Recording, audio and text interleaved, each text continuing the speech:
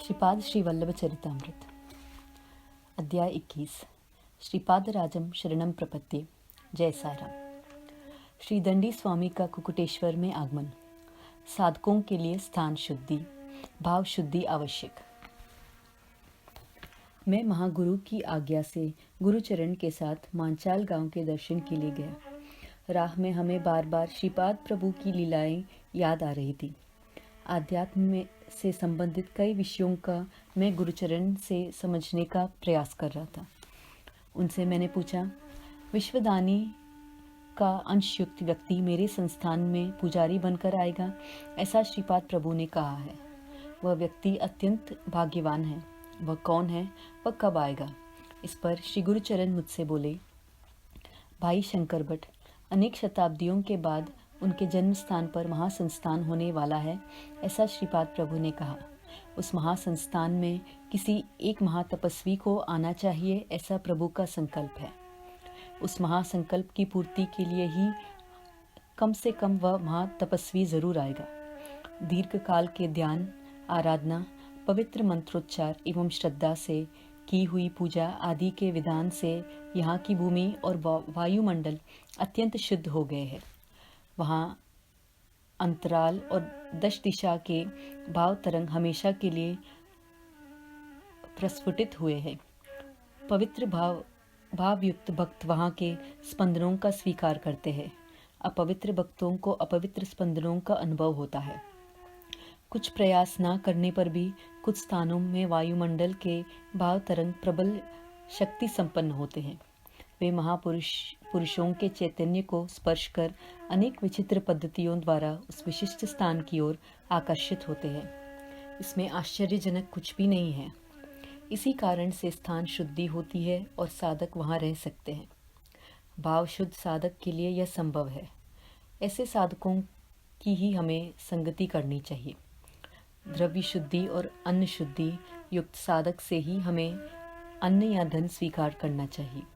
वेद वेदांत के ज्ञाता महापंडित कहलाए जाने वाले व्युत्पन्न ब्राह्मण को भी श्रीपाद प्रभु का कृपा कटाक्ष नहीं मिल सकता, लेकिन शुद्ध अल्पज्ञानी भक्त को वह सहज ही मिल सकता है।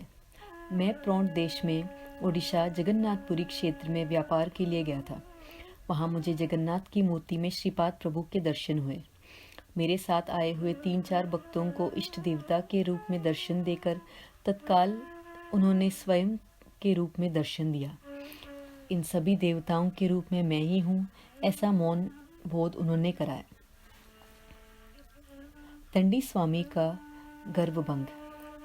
हम जगन्नाथपुरी पहुंचे थे। उसी दिन दंडी स्वामी अपने 108 शिष्यों के साथ वहाँ आए। महात्मा कोई भी हो, उसे देखते ही दंडवत करना हमारी आदत ही है। हमने उनके चरणों में सिर रखकर नमस्कार किया, मगर क्या आश्चर्य, दंडी स्वामी की वाणी लुप्त हो गई। वे कुछ बोल नहीं सकते थे। दंडी स्वामी की वाचा लौट आए, इसके लिए हम सब ने श्रीपाद प्रभु के चरणों में नम्र प्रार्थना की। उस प्रार्थना के फलस्वरूप उनकी वाचा लौट आई।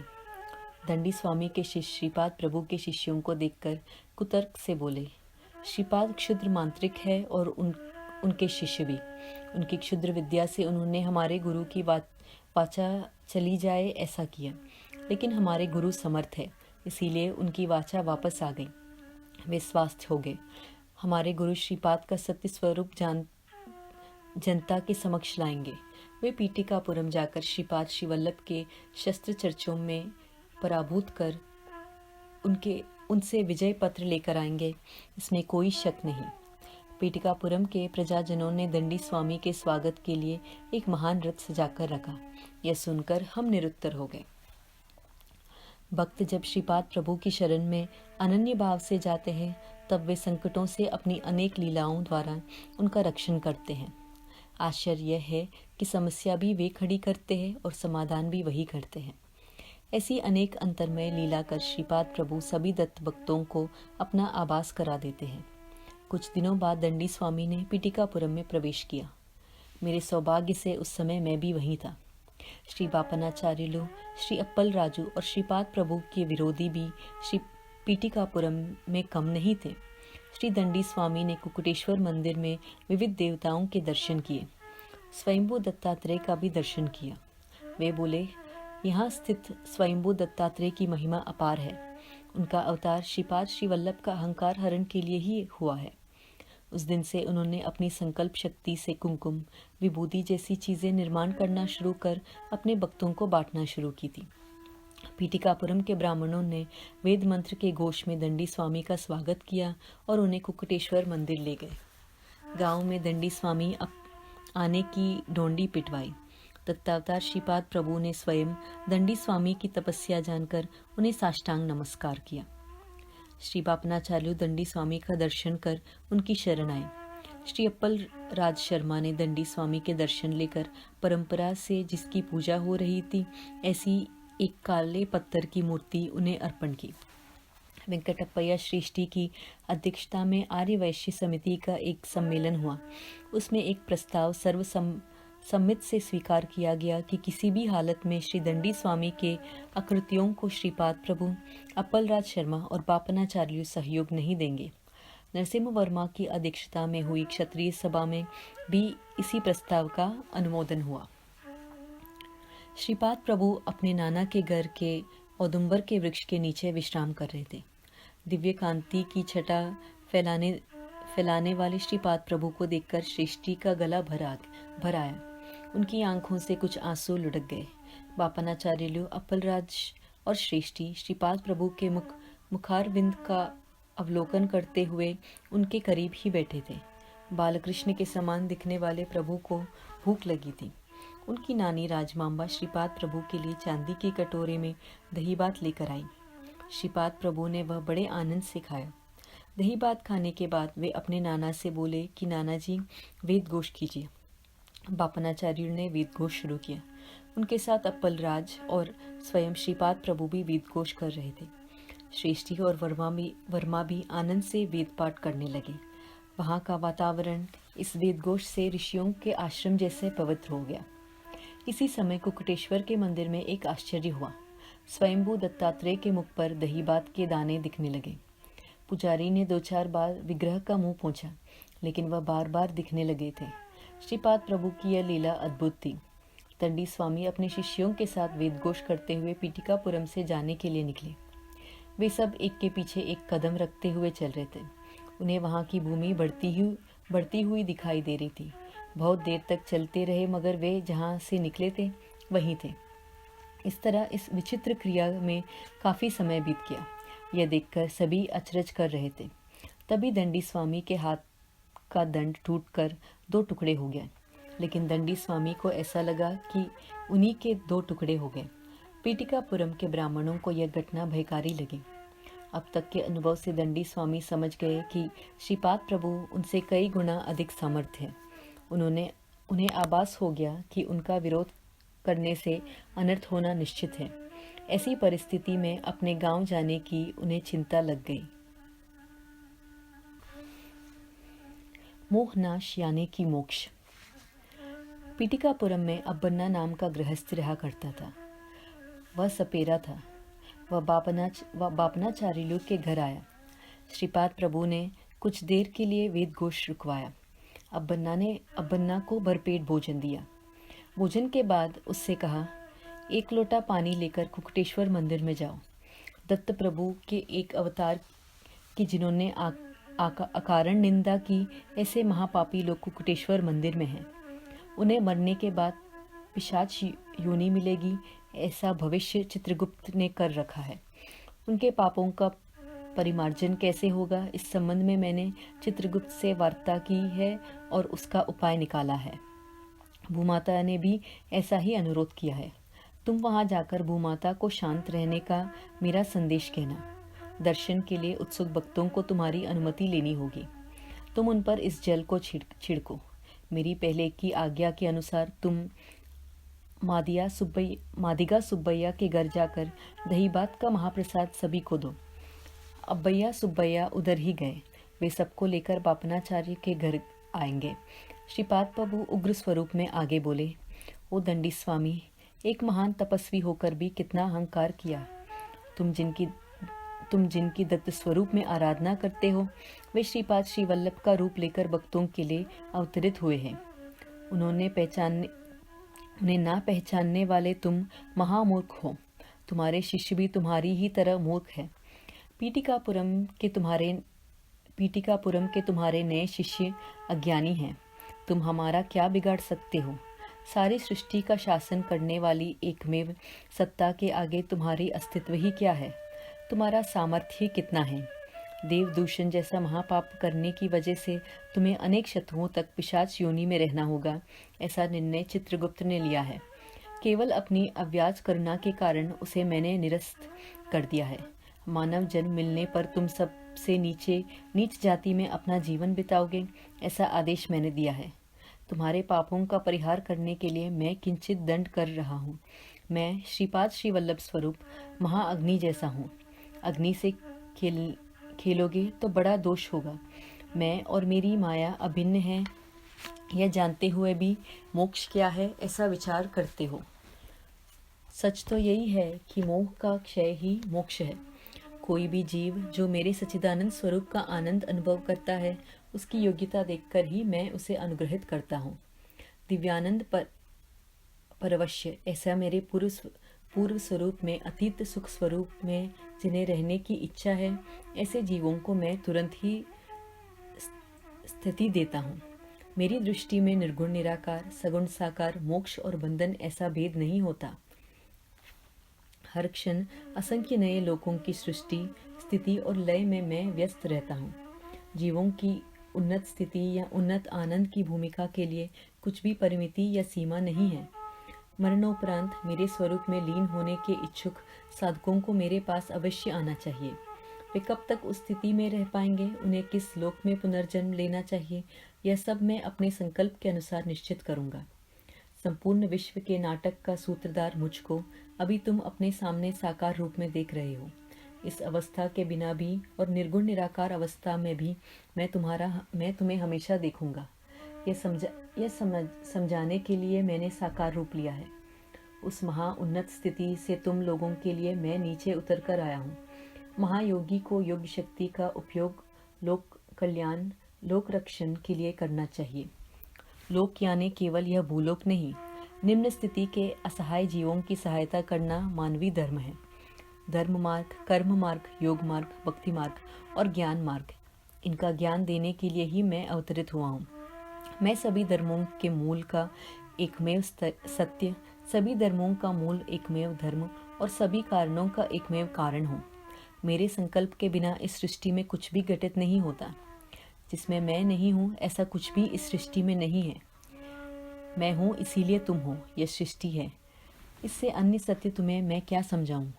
तुम हिमालय जाकर निस्संग होकर तप करो। तुम्हारे शिष्य संगठन की आवश्यकता नहीं है। तुम्हारा उद्धार होने से या तुम्हें मोक्ष मिल जाने से इस सृष्टि का या मेरा कुछ भी भला बुरा नहीं होगा। सृष्टि यथाविधि चलती ही रहेगी, यह समझ लेना तुम्हारे लिए आवश्यक है। अपने साथ अगर तुम पीटिकापुरम के शिष्य ले गए तो ऊंट की शादी में गधों का संगीत ऐसी बात हो जाएगी। ऊंट के सौंदर्य की तारीफ गधे ने करना और गधे की गान माधुर्य की तारीफ ऊंट ने करना, ऐसी बात जाएगी। वे दोनों एक दूसरे के प्रशंसा चाहे जितनी भी करे, वास्तविक स्थिति नहीं बदलती, वह अलग ही होती है। अरुंधति वशिष्ठ संबंध। मैंने आगे पूछा, गुरुचरण जी, अरुंधति माता का जन्म चांडाल वंश में हुआ था, ऐसे मैंने सुना है। फिर उनका विवाह वशिष्ठ ऋषि से कैसे हुआ? श्री गुरुचरण बोले, पहले 1000 साल तक वशिष्ठ ऋषि ने तापचरण किया था। उस समय अक्षमाला नाम की एक चांडाल कन्या ने उनकी उत्तम सेवा की थी। उसकी सेवा से प्रसन्न होकर ऋषिश्वर ने उससे वर मांगने के लिए कहा। वह बोली कि वशिष्ठ मुनि मेरे पति हो, यह मेरी इच्छा है। उत्तर में वशिष्ठ मुनि बोले, अक्षमाला, तुम चांडाल कन्या हो, मैं एक सच्चिल ब्राह्मण हूँ, मैं तुम्हें पत्नी के रूप में कैसे स्वीकार कर सकता हूँ? इस पर अक्षमाला बोली, आपने पहले तो मुझे वर मांगने के लिए प्रेरित किया और अब आप इच्छित वर मांगने पर क्यों मुकर रहे हैं? वाग्दोष ना हो इस भय से वे बोले, क्या तुम्हारी देह मेरी इच्छानुसार परिवर्तन करने के लिए तुम्हारी अनुमति है? अक्षमाला ने सहमति दी। वशिष्ठ मुनि ने उसे भस्म कर पूर्व जीवित किया। ऐसा उन्होंने 7 बार किया। 7वीं बार उसके चांडाल वंश के दोष निकल गए। वह अत्यंत पवित्र स्त्री बन गई। तब उन्होंने अक्षमाला से विवाह किया। उन्होंने वशिष्ठ मुनि ने किए हुए शुद्धिकरण कर्म का विरोध नहीं किया, इसीलिए उसका नाम अरुंधति हुआ।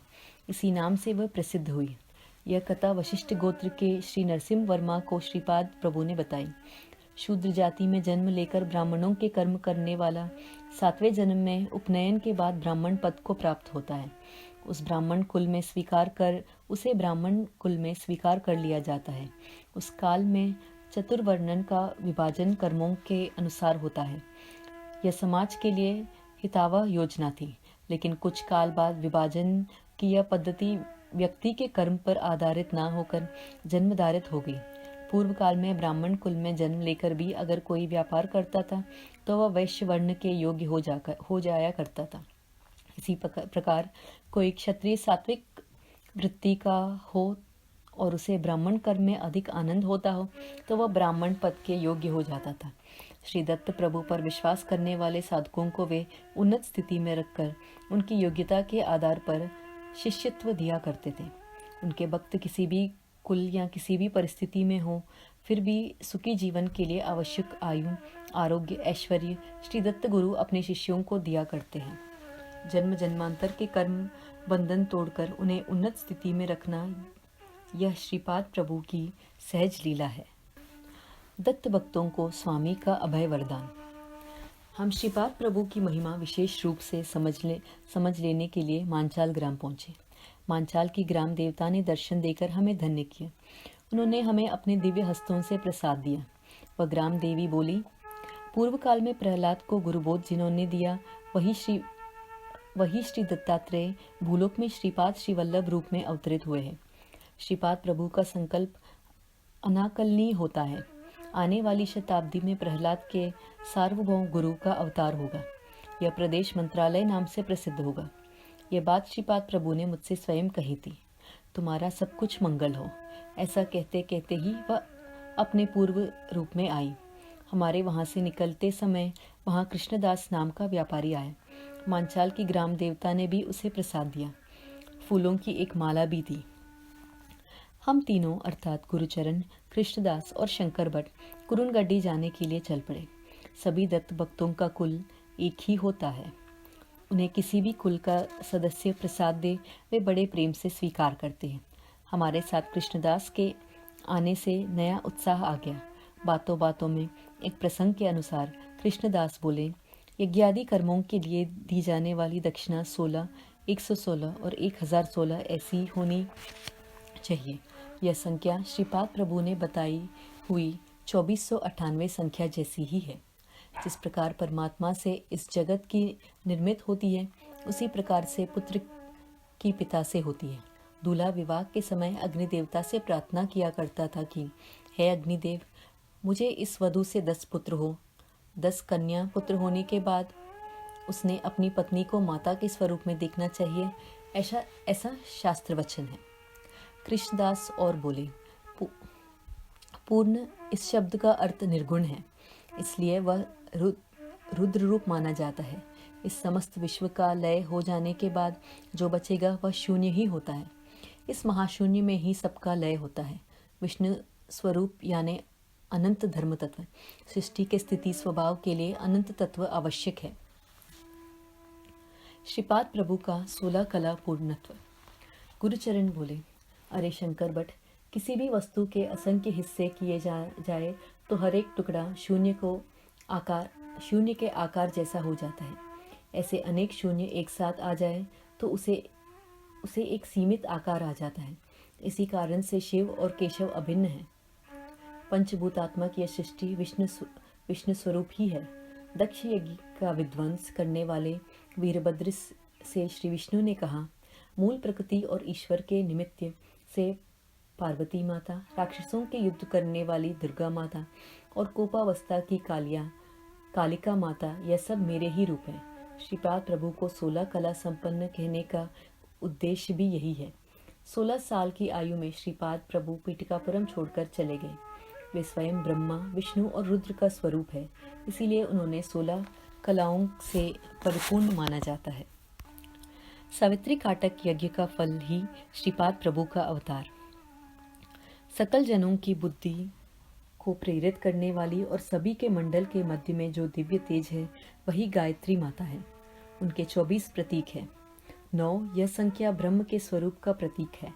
8 यह महास्वरूप का द्योतक है। त्रेतायुग के भरद्वाज मुनि ने पीटिकापुरम में सावित्री काटक यज्ञ की योजना की थी। उस समय मुनि ने जो भविष्यवाणी की थी, तदनुसार आज पीटिकापुरम में श्रीपाद श्री वल्लभ का अवतार हुआ। वे शक्ति स्वरूप और अर्धनारी नटेश्वर है। वे अपने स्वरूप से साधकों की बुद्धि और प्रवृत्ति बढ़ाकर धर्म मार्ग से जीवन व्यतीत करने की प्रेरणा देते हैं। यह उनके महाअवतार की विशिष्टता है।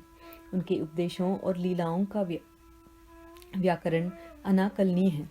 इस नवीन व्याकरण के कर्ता भी वही है, इसीलिए वह उन्हीं की समझ में आता है। मुझ शंकर भट्ट को कृष्णदास से अनेक विषयों की जानकारी मिली। इससे अनेक नई बातों का ज्ञान हुआ। पांडित्य पूर्ण लेकिन अहंकारी विद्वान साधकों पर श्रीपाद प्रभु की कृपा का लाभ नहीं होता। कृष्णदास बोले, श्रीपाद प्रभु पीपली का चिंटी है। वे ब्रह्मा तक सर्वत्र व्याप्त है। एक बार नरसिंह वर्मा के खेत में श्रीपाद श्री वल्लभ और वर्मा विश्राम कर रहे थे। उस समय वहां 2 नाग आए। श्रीपाद प्रभु ने बड़ी चपलता से उन्हें मारकर दूर कर दिया। नरसिंह वर्मा गहरी नींद में सो रहे थे। इसके बाद उनके पास लाल चींटियां आई। इतनी बड़ी चींटियां पहले कभी नहीं देखी गई थी। वे अगर वर्मा को काट ले तो उनके विश्राम में बाधा ना आ जाए, इसीलिए श्री प्रभु ने सारी चींटियां मार डाली। मारी हुई चींटियों को एक छोटी डेयरी बनाई। कुछ देर बाद श्री वर्मा की नींद खुल गई। मरी हुई चींटियों को देखकर उन्हें दया आई। श्रीपाद प्रभु हंसते हुए बोले, राजा को उसके सेवकों का रक्षण करना चाहिए। यह प्रकृति का नियम है। इन अद्भुत चींटियों की सृष्टि करने वाला एक अद्भुत जादूगर है। तभी एक बड़े आकार की सफेद रंग की कांतिमान चींटी वहां आई। वह उन चींटियों की रानी थी। उसने मृत चींटियों की एक प्रदक्षिणा की और सारी चींटियां जीवित होकर चली गई। श्रीपाद प्रभु मुस्कुराते हुए बोले कि इस रानी चींटी को संजीवनी शक्ति प्राप्त है, इसीलिए उसने चींटियों का रक्षण किया। ऐसी अनेक आश्चर्यचकित चीजें सृष्टि में हैं। वे वर्मा से आगे बोले, तुम्हारी इच्छा हो तो हर क्षण में मैं तुम्हें लीलाएं दिखा सकता हूँ। नरसिंह वर्मा का ध्यान तब उन मृत नागों पर गया। उन्हें देखकर वे चकित हुए। वे समझ गए कि यह श्रीपाद प्रभु की ही लीला है। श्रीपाद प्रभु ने एक नाग को सहलाया और दूसरे को अपना दिव्य पद स्पर्श किया। दोनों नाग जीवित होकर श्रीपाद प्रभु की एक प्रदक्षिणा कर चले गए। वे नाग क्यों आए? श्रीपाद प्रभु ने उनके साथ ऐसा क्यों किया? इस संबंध में पूछने पर वे बोले, राहु ग्रह का बल ना होने के कारण जीवों को कई संकटों का सामना करना पड़ता है। उन्हें बंधन में होने का अनुभव आता है। इसी को कुछ लोग काल सर्पयोग कहते हैं। राहु यह सभी देवताओं का आदि देवता है। इस प्रकार के संकट निर्मूल कैसे किया जाए यह कोई नहीं जानता, लेकिन मैं उन सभी के दोष दूर कर उन्हें जिससे सुख संतोष मिलेगा ऐसी योजना करता हूँ। हम कुरुनगड्डी कुशल पहुँचे। श्रीपाद प्रभु के मंगल दर्शन लिए। उन्होंने हमें सस्मित आशीर्वाद दिया। श्रीपाद श्री वल्लभ की जय जयकार हो। जय साई राम।